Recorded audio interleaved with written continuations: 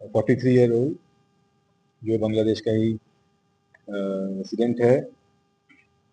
इसने इंडिया में entry valid तरीके से किया था वीज़ा लेकर, बट वो वीज़ा अक्टूबर महीने में ही एक्सपायर हो चुका, और वीज़ा एक्सपायर होने के बाद भी इंडिया में ओवरस्टे कर रहा था। तो इस इंडिविजुअल को जब हमने डिटेन किया तो पता चला कि इसका बेसिक इंटेंट यहाँ पे कुछ जॉब करना, एम्प्लॉयमेंट करना, कुछ इंडियन आइडेंटिटी क्रिएट करके फिर यहाँ से कोई थर्ड कंट्री, मोस्टली जो टारगेट करते हैं कि यूरोपियन कंट्री कहीं पर जाना, तो ये है, और इसके लिए वो एजेंट्स के संपर्क में आते हैं।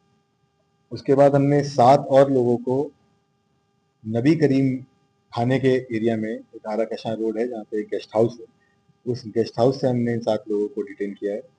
ये लोग इस गेस्ट हाउस में रह रहे थे और इनके पास भी वैलिड वीज़ा नहीं था। इन सब की आइडेंटिटी एस्टैब्लिश करके एफआरआरओ में प्रोड्यूस किया गया है और एफआरआरओ ने इनको डिटेंशन सेंटर में भेजा है। They were also in touch with an agent to create certain documents, Indian documents, और इसीलिए वो अपना वीज़ा एक्सपायर होने के बावजूद भी यहाँ यहीं पर रुके हुए थे, उनका वापस जाने का कोई इंटेंशन नहीं था। तो अभी इस पे हम फर्दर अपना इन्वेस्टिगेशन कर रहे हैं और कुछ लोग हमारे रेडार पे हैं। इसके अलावा जैसे मैंने बताया 2024 में भी 5 विदेशी नागरिक हमने डिपोर्टेशन के लिए भेजा था, इसमें 4 बांग्लादेशी थे और 1 ईरानियन नेशनल। हमारे टीम्स वेस्ट बंगाल के पूर्वी मेदिनीपुर और मुर्शिदाबाद जिलों में जाकर कुछ डॉक्यूमेंट्स का वेरिफिकेशन कर रही है, जो और कुछ सस्पेक्ट्स हैं उनके आइडेंटिटी को क्लियरली एस्टैब्लिश कर रही है।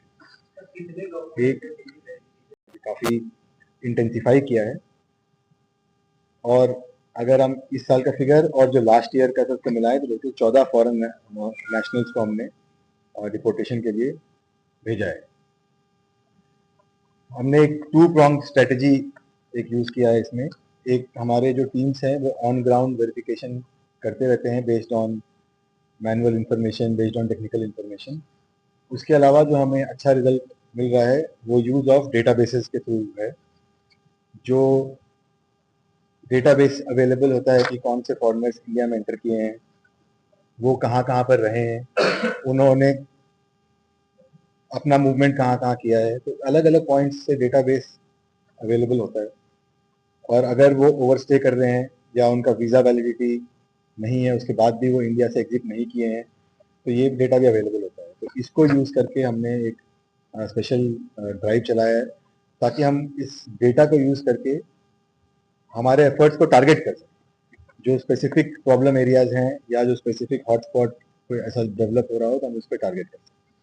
तो इसी 2 स्ट्रैटेजी हमने, 2 pronged स्ट्रैटेजी अपनाते हुए ये बांग्लादेशी नेशनल्स का डिपोर्टेशन करवाया है। मैं अभी जो पकड़े गए केसेस हैं उसका कुछ विवरण दे देता हूँ, तो उसमें आपको ये भी क्लियर हो जाएगा कि उनके क्या मॉडस ऑपरेंडी है और क्या उनके तरीके थे। जो एक कैटेगरी ऑफ फॉरेन नेशनल्स हैं जो इंडिया में एंट्री ही इलीगल तरीके से कर रहे हैं, जो without any visa, without any valid documents India के अंदर एंटर कर रहे हैं इलीगल तरीके से। जो खास करके अगर हम बांग्लादेश की बात करें तो जिन राज्यों का बांग्लादेश से सीमा लगता है और अभी तक प्राइमा फेसी ज़्यादातर वेस्ट बंगाल के थ्रू इलीगली इंडिया में एंटर करके फिर आते हैं। जामा मस्जिद थाने के एरिया में इसी तरह एक मोहम्मद ईमान हुसैन नाम के बांग्लादेशी सिटीजन को हमने आइडेंटिफाई किया, 41 ईयर्स का है। तो इंडिया में इलीगली एंटर किया था एक एजेंट के थ्रू, और पूछताछ में बताया कि 13,000 रुपये एक एजेंट को दिया था बांग्लादेश में, और फिर वो वहाँ से बॉर्डर क्रॉस करके और फिर ट्रेन पकड़कर दिल्ली आना हुआ।